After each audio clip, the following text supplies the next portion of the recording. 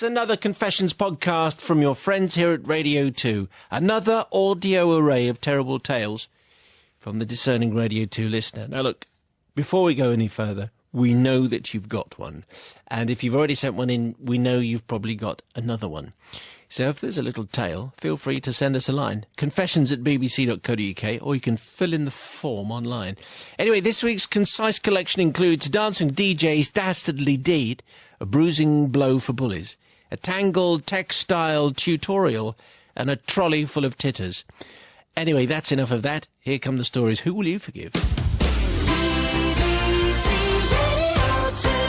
Dear Father Simon and the Urban Cookie Collective, please only call me Billy. As a mobile jock with a reputation to protect, you must not reveal my true identity. A mobile jock? Yes. I've carried my burden of guilt for nearly 26 years. I hope you can find it in your hearts to forgive me. It was the late 80s, and as a budding teenage mobile DJ, I was privileged to have been the protege of one of the South Coast's top DJs, whom I will only refer to as Tommy. The premise was simple. I roaded, which meant lumping the heaviest chipboard lights and multiple boxes of singles in and out of venues, in exchange for free beer tokens, getting training, and the chance of being able to take the mic for 15 minutes as a guest DJ. Oh, yeah. In situations where I hadn't used too many beer tokens, I was occasionally given the chance to spin some of the latest 80s discs. Now, Tommy was one for his DJ tech, and I was in awe the day he brought home a Citronic Thames 2, and I'm sure you must remember one of those. These are the turntables. This was the deck to have, the most important new feature. I've never heard of it, by the way. No. And you're a DJ. Yes, but I didn't do this kind of thing, see? The Citronic Thames 2. Of course. The deck to have, the most important new feature, self-queuing record decks. Wow. You put the needle on the record and the Thames 2 would queue it up for you. How about that? Well, after bringing various chipboard light boxes, and while straining under the weight of my 14th box of 200 singles, all in their cardboard covers, filed in alphabetical order, Tommy said to me that tonight was a special night. Tonight at this rather rubbish school hall, it was his best friend's second wedding, the first one obviously having not gone too well. And I was going to do the opening song. I was being given this big responsibility. This was going to be my finest achievement. This meant that I was ready. I had made it as a mobile DJ. And to prepare for this auspicious occasion, I pulled on my shiny monogrammed jacket, and I immediately used 3 beer tokens to celebrate, something I would later regret. It's a great combination already. Now, Tommy had taught me well. For weddings, there was a set ritual. Introduce oneself to the bride and groom, get their song choice, turn out the lights, go to the loo, and then start on one's return to said DJ area, queuing it up nicely. So, settling the butterflies in my stomach and finishing off my 3rd pint of fizzy, I went up to Tommy's friend and the bride as he watched from a distance, and his trainee was truly coming of age. He was very, very proud. Upon introducing myself as their DJ, I was greeted by a very rude and slightly drunk bride saying, I'll just do the... Go on. You're not Tommy, and you're not doing my wedding. Go away. Oh, That's dear. essentially what she said. I'm just changing it slightly. Well, taken aback, I looked towards the groom, who seemed to be wide-eyed and shaking his head at me slowly as if to say, I wouldn't get involved, mate, if I were you. So I returned sheepishly and embarrassed back to my position behind the mountains of light boxes and records, where Tommy asked me if I was okay. Well, rather upset on missing my debut, I said no, I wasn't, and gave him a blow-by-blow account of the bride's rant. Oh, well, he said, I know she is a bit of a handful. I'll do this one then. Next time, okay? He wandered off to speak to them both. Well, to say I was bitterly disappointed and rather angry is an understatement, and in my moment of red mist and a beer-induced haze, I hatched a rather scandalous plan. Once Tommy returned, I watched as he found the record of choice, which was, for this couple, Phyllis Nelson's Move Closer. There you go. Oh, a classic. Yeah. He then dropped it on the turntable, heading for the door to turn off the lights, and then, of course, he'd visit the loo as the Thames 2 dutifully queued up the song. So this big famous got a wedding song, yeah, going to move closer. Yeah. Anyway, that was all queued up and ready to go. As the lights dimmed and Tommy disappeared, I wandered over the decks in the semi-darkness, quickly removing Phyllis Nelson, and I swapped it for one that was nearby, in the box, near where Phyllis was filed, making sure she went back into that sleeve. I slapped the replacement single on the turntable, dropped the needle on, and started the auto-cue process, just as Tommy re-entered the room. When he got back, he said, Don't take it too hard, mate. And he reached for the microphone, preparing to start the evening off with his familiar intro tune. Tommy started his patter, and as I knew he was getting close to starting the record, I made some excuses and retired to a suitable distance at the bar. So, said Tommy into the microphone, tonight we want to let the bride and groom start the dancing. They've chosen a very, very special record. A record, I'm told, that tells their story and how they met.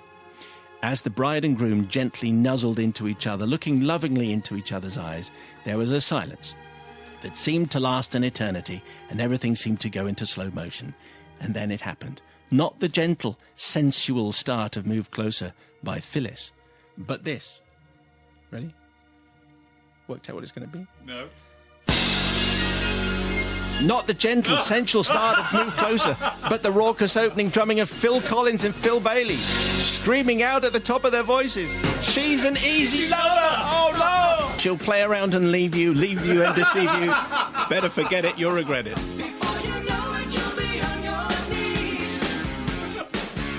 Anyway, well, to say it kicked off is an understatement. Tommy had turned his back momentarily and had spun 180 degrees in less than a split second, completely horrified at his mistake, and literally whipped the needle off the record with an almighty scratch. The bride was staring at Tommy with eyes that could kill. She then stormed up, barged into his decks, sent all the light boxes crashing to the floor. The bride stormed off, closely followed by the groom. My heart was beating out of my chest as I realised what I'd done. After surveying the damage, I slowly wandered back and started picking up the smashed wreckage. "I take it they didn't choose that song then?" I said to Tommy, helpfully. He looked very confused, saying how he can't remember the last time he played Easy Lover and how he managed to get all the records mixed up. I offered some advice that perhaps he should move all the slowies into separate boxes. Anyway, it's remained a secret all these years, and I must confess to my heinous crime and seek forgiveness from your most forgiving team of boppers, but not from the bride. Instead, from the groom, who no doubt didn't have the best wedding night. Sadly, the marriage was over before Phil Collins' next album came out, the classic No Jacket Required, which was out the following year. He adds in a true DJ style. Right. Mostly, I seek forgiveness from Tommy for well and truly landing him in it and making him feel that he can't read, and for the money he spent repairing many broken lights. Anyway, he says, every time I hear Easy Lover, I do chuckle. Well, thank you, Billy. The story of the mobile DJ. And it all went wrong. That's a great story, isn't it? That's hilarious. The problem I have with it, I guess, is it wasn't Tommy's fault that the bride was rude, and it was Tommy who got the blame, and Tommy who was made to look stupid. So it is a bit difficult, but because it was such a funny prank, and the bride sounds quite unpleasant, sounds like she did deserve her comeuppance, I'm going to forgive you. I was thinking of some other tracks which could have been even worse. Yeah, indeed. Something from the AC/DC catalogue. Yes, indeed. I do. I remember, just by circumstance, I ended up DJing at the Radio 1 Christmas Do years ago. How about that? But I was literally escorted off by security because of the kind of music I was playing. I ended up playing a Sisters of Mercy 12-inch, and it didn't go down very well. Basically, I was playing to myself. There was no one on the dance floor at all. And I thought, I'm throwing it all on, and here comes Sisters of Mercy, and I was taken away. I actually think on this story that the bride comes out of it very badly because she's made to sound very rude and drunk and stuff like that. I'm sure if we were to hear her side of the story, she'd say, well, hang on, this is my special day, and I don't want some spotty trainee doing my day and doing my songs, and so I don't want him on. I want the guy I've actually paid for, and therefore I am not going to well, actually, I am going to forgive because of the Easy Lover bit. The Easy Lover bit is inspired, so yes, let's forgive for that. Oh, okay. Well done. Sure? Yes. Not going to change your mind again? Not going to change my mind. We welcome Sister Caroline, who hasn't been in the confessional for a while. Oh, I've needed to. And we forget whether... you're not confessing, you're just sitting in judgment on other people. Wrong show. Are you naturally forgiving, or...? Well, it depends. I can be ruthless. I have that streak in me. OK, well, let's see what you make of this, which is from Andrew. Tonight's tale from Andrew. Thank you very much indeed. Yours to confessions@bbc.co.uk. Father Simon, I'd like to confess to a prank gone wrong from my teens when I was a pupil at a Jesuit school. It's May 1992, and I was a third-year pupil awaiting the start of my English class. My mate Michael and I were the only ones there. For some reason, the rest of the class and the teacher were running late. We were unpacking our bags before the class began. As I unpacked mine, I discovered a curious-looking little spanner in my bag. I had absolutely no idea what it was, so I showed it to my friend, who recognised it as a rugby stud key for tightening and removing rugby studs. I realised this must have belonged to my brother, who, unlike me, was very good at sport. Therefore, the key must have fallen into my bag by accident. Whilst the key ended up in my bag, that being accidental, my actions that followed were anything but. You see, the class had Victorian-style desks with a fold-up seat attached and a desk lid with an inkwell from the days of quill pens, and I noticed that the key fitted the bolts on the desk directly in front of me. This desk had been in perfect working order for over 100 years and had survived 2 world wars, but would survive no longer for what I was about to do. Michael stood by the door and kept watch as I loosened the bolts of the desk in front. The desk at a glance looked absolutely fine, but of course minus the bolts was a disaster waiting to happen. However, we knew who was about to sit down. Seconds after I had removed the bolts, the class arrived. Sam Townsend, a bully and an absolute toilet bug of a lad, came to the seat in front of me. He'd chosen the seat so he could sit there and bully me when the teacher's back was turned. He had chosen wrongly. As soon as he sat down, the entire desk collapsed, leaving him sitting on the floor, on his backside, covered in books and bits of desk, with the entire class in fits of laughter at his plight. What made it worse was that the teacher assumed that it was one of his pranks to look cool in front of the class and gave him a detention on top of everything. Why the teacher thought crashing to the floor was cool, I will never know. The incident filled Michael and I with a sense of empowerment. From now on, if anyone was proved to be a bully, I'd find out where they sat, loosen the bolts of their desk and leave them sitting on their backsides. Random desks were collapsing in different classrooms throughout the school, and teachers struggled to work out why. We were vigilantes like Batman and Robin, but only striking at the bullies. And like all vigilantes, we began to abuse our power, and eventually we went too far. One day the prefects upset us by demanding that we pick up litter in the refectory, even though we hadn't dropped it. So Michael and I decided to carry out a hit on them. We learned that the prefects were having a meeting with the headmaster in the gym hall on Monday morning, and we noticed that the gym hall was full of these old Victorian desks. This was too good an opportunity to miss, so we recruited 2 other mates and formulated a plan whereby we would come into school early, go into the gym hall and loosen the bolts from every single desk. Then we would make our escape through the fire door next to the gym. We arrived at 8 a.m. one morning and then executed our plan with military precision. There were about 100 desks in the hall and only about 20 prefects, so we loosened every single one to make sure we got our designated target. Once the desks were loosened, we sneaked out of the fire door and went to our classroom. That afternoon we noticed a large group of pupils outside the gym hall. However, it wasn't the prefects, but in fact 100 plus 5th and 6th years waiting outside prior to their A-level maths exam. We had acted upon misinformation. Okay, some of them were prefects, but most of them were poor souls who had never wronged us at all. They were nervous enough about their A-level exam, and what followed was absolute carnage. The invigilator arrived, led everyone into the hall. He ordered everyone to stand by their desks until he gave the order to sit down. We waited outside, listening for the inevitable carnage that would follow. "Okay, students, have you put your bags to the front?" "Yes, sir." "And you know there is no talking or conferring during the exam?" "Yes, sir." "Very well, you may sit down." With that, there was a colossal crash, followed by a lot of screaming. Almost simultaneously, every single desk collapsed. We ran over to the gym hall and peeked through the gap in the swing doors to see 100 pupils on the floor in a heap, and the stunned invigilator swearing in disbelief. Then he looked towards the door and saw our eyes peeking through. This is just like Bass Street Kids, this is. It was time to go. We sprinted down the corridor with the invigilator in hot pursuit. We had a good head start, however, and we managed to get round a corner before he did, so he never got to see us and could not identify us. We had got away with it. The result, however, was hundreds of wrecked desks, an exhausted invigilator, but worst of all, the cancellation of the A-level exam due to a lack of furniture. These poor souls had to take their A-level exam again in June, and only after a special dispensation had been granted by the exam board. I'd love to see the school explaining the reason for the dispensation request. But anyway, forgiveness, please, from every single pupil I took revenge on for petty offences, and from the poor invigilator who had almost had an asthma attack chasing us. Most of all, I seek forgiveness from the class of 92, whose exam agony was prolonged by my selfish and childish prank. Well, it's an interesting one. I mean, it was executed to get at the bullies, but maybe they went too far. Sister Rebecca? It wasn't actually bullies, was it? It was the prefects who made them pick up some litter, perhaps wrongly, but still. I can't believe the school didn't do anything beforehand to find out who was loosening all the desks. I mean, they could have said the whole school was in detention until somebody owned up up or something.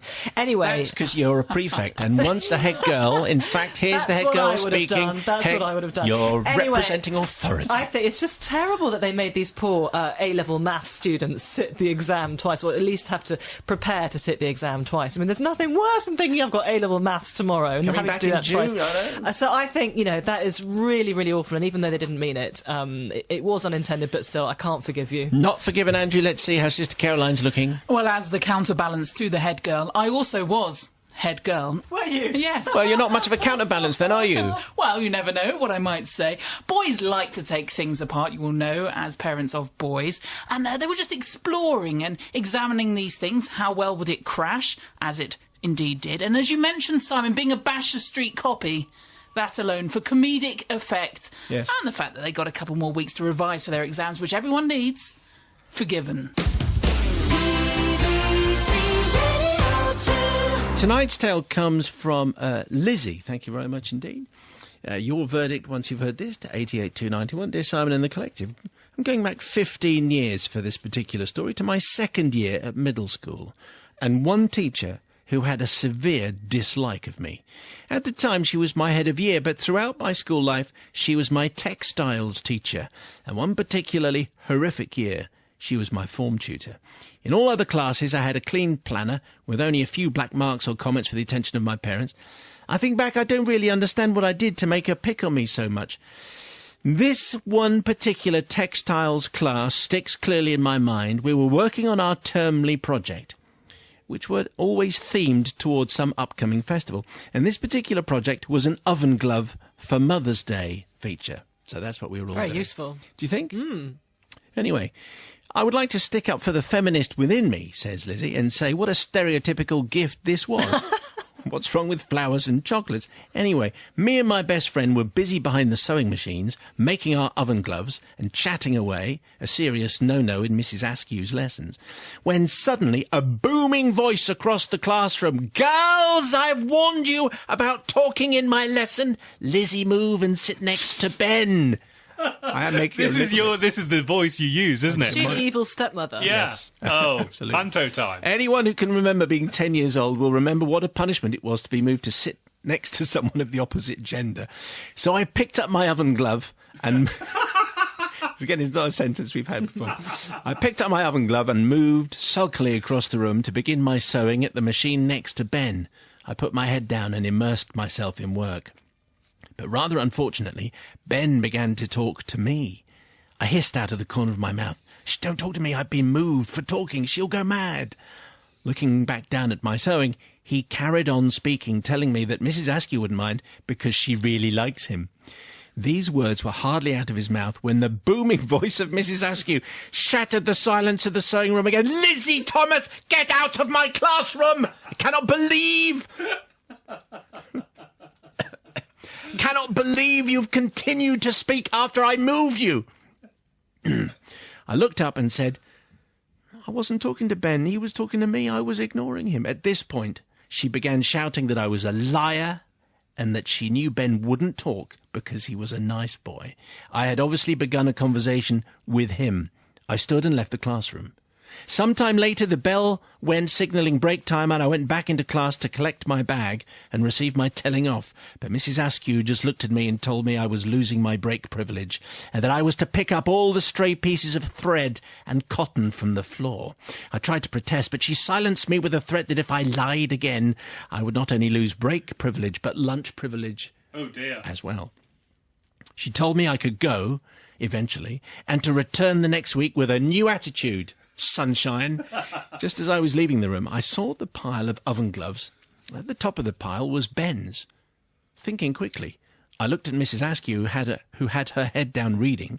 Quick as a flash, I stole his oven glove and pushed it in my blazer pocket. At a virtual jog, I left the room, not wanting to be late for my next lesson. Yet the oven glove weighed heavily in my pocket and on my soul, and I didn't know what to do. I couldn't just return it to a classroom, so I did the only thing that I could do. I took it home and I superglued the oven glove together, and I put it back in the pile the following day. I mean, that's the obvious thing that you're going to do, isn't it? If you're going to sabotage an oven glove. I also found a creative use for all those loose bits of cotton and material I picked up from the floor. Before Mrs. Askew was due to take hockey, she left her open sports bag in the classroom, and I dropped a few random bits of material into her what I believe are called sports knickers. Not enough for it. Not enough for it to be obviously me, obviously just enough to irritate her. The next textiles lesson, I sat in fear behind my sewing machine as the oven gloves were handed out, but Ben didn't notice the glue until later. Actually, not until Mother's Day, when all the mothers got lovely, usable oven gloves, but Ben's mother got a wedge of stuck-together fabric. And I do have to seek forgiveness, not from Mrs. Askew, who clearly was demonic and disliked me for no reason, and who then got some fuzzy felt in unusual places. And not from Ben, who could have stuck up for me in the first place, saying that it was him, in fact, who was talking and not me. But I do ask apologies from Ben's mother, who didn't deserve to suffer from the world's most hopeless oven glove. Yours in hope, Lizzie. Anyway, well, listen, we haven't had an oven glove confession. Teachers that pick on you for no apparent reason, always a little bit troublesome. Anyway, let's see what we get here. And also teachers' pets like Ben, very troublesome indeed. Yes, well, I think a bit of extra fabric in Mrs. Askew's sports knickers. Fuzzy felt, apparently. Fuzzy felt. I don't think that's a big deal, really. I mean, you know, I don't think she should be feeling too bad about that. And also, I mean, Ben deserved it. He was a teacher's pet and he was a bit annoying, wasn't he? And he got away with it. As she said, he should have owned up for speaking. So even though Ben's mother got an oven glove... But the thing is, fuzzy felt does stick, doesn't it? That's the whole point of fuzzy felt. I suppose it does, but, you know, it comes off quite easily. Okay, anyway, I do feel sorry for Ben's mother, but ultimately I hope that Ben got into trouble for it. So, Lizzie, you're forgiven. The fuzzy felt only sticks if you've got to put it on the right kind of board. Anyway, what do you think? What's great about this story is you had no idea where that was going. Sports knickers came completely from left field. I had no idea that was coming around the corner. That is superb. What a great story. And also, yes, it entirely is Mrs. Askew, I would have called her, because clearly things are going wrong there, and she has no idea of her priorities. And clearly Ben really is taking the mickey with his ability to talk in class and make not very good at oven gloves and yet still be the teacher's pet. So I am going to forgive just for the use of the words fuzzy felt in the sport knickers. Okay. That wins just for that. You're easily pleased then. Yeah. It's tonight's Drive Time Confession. It comes from Tim. Thank you very much indeed, dear Very Reverend Father Simon and the Holy Forgiving Collective.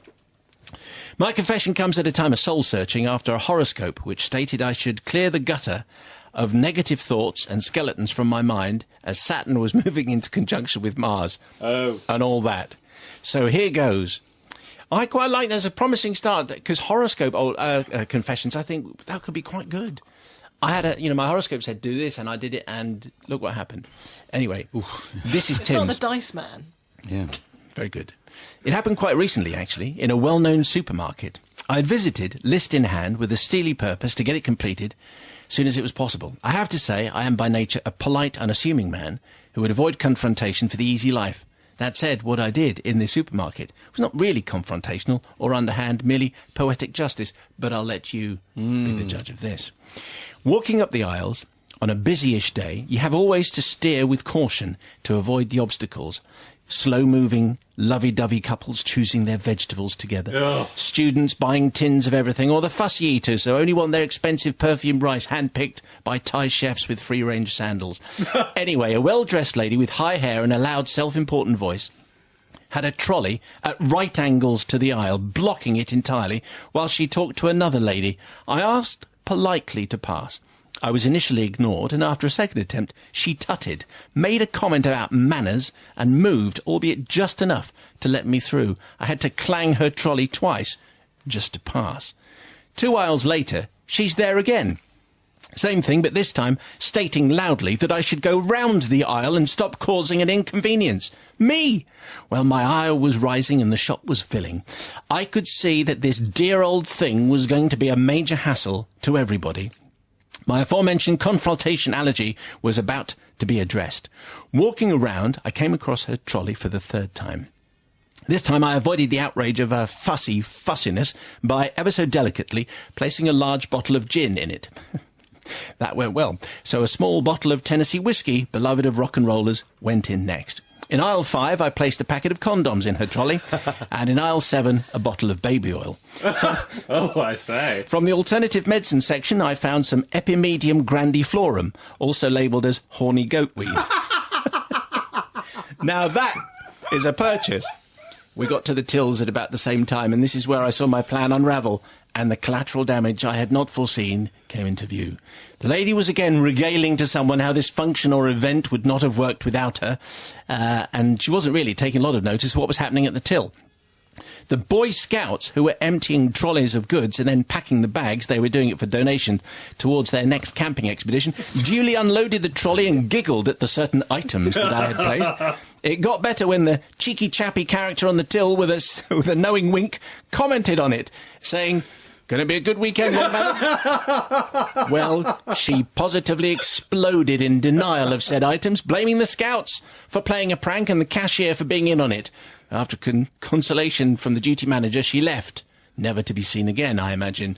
So forgiveness, I think, is for the outrage poured on the poor Scout troop members, really, and the wannabe stand-up comedian of a cashier who was doing his best just to lighten the day. Yours with a bowed head of shame. That'll be Tim, then, with tonight's confession, which I quite like, and I quite like the horoscope stuff at the beginning. Plus, Epimedium grandiflorum, everybody. Look out for Horny Goatweed, which could be a band. Actually, I'm sure Bob Harris will be recording them in Nashville very shortly. Let's see what Sister Rebecca makes of all that. I like the way he describes her as the lady with the high hair and the loud, self-important voice. Yes. Even for that, I think... Do you know many of them? No, funnily enough. What is high hair, anyway? Well, big, sort of piled hair. up, big... Yeah, okay, fair enough. I think, she sounds like a bit of a nasty person. So, I think the revenge was sweet, and he did it in a very... what's the word? Amusing way. That's the word I was looking for. Entertaining, yes. An entertaining way. And I think the Scout troops wouldn't have minded, nor would the cashier. So I'm forgiving you. Yes, it was creative. Novice Nigel, what do you think? Oh, absolutely. I mean, Horny Goatweed by the bag, 2 for 1, fantastic. Cut price poppers, party or otherwise. Have you ever had Horny Goatweed? Not knowingly. It's a standard plant, but apparently it's one of those. I'm not cooked with it either. I'm not sure about the effect it has, but it is Movember coming up, so let's see. Definitely forgiven. So, yes, absolutely. Excellent. Very good. There is a certain etiquette that one should observe when one's in supermarkets, and not have your trolley blocking everyone else is absolutely right at the top of that list. And so none of us are going to be backing this woman with the high hair and the loud voice, and find it very amusing that she gets her horny goat weed and her baby oil and all the other accumulations. And Matt, if only she got her Brewdog tactical nuclear penguin in where there as was well. the pint of penguin? Been a right weekend. Indeed, that would have been a thing. But I do have a bit of a problem with the cashier, because even if she had put those things in her trolley, what's he doing? Going, oh, someone's going to have a fun weekend. None of your business, I think you'll find, pal. Just do the things with my items and tell me what I owe you. Don't start commenting on my weekend. So I am not going to forgive. Excellent. Just because of the cashier. They were this week's confessions. Who did you forgive? Let us know. Send us your story then, confessions@bbc.co.uk. More gems for you next week. Don't forget to download the Weekly Mayo, which is available now and every Thursday from all good newsagents.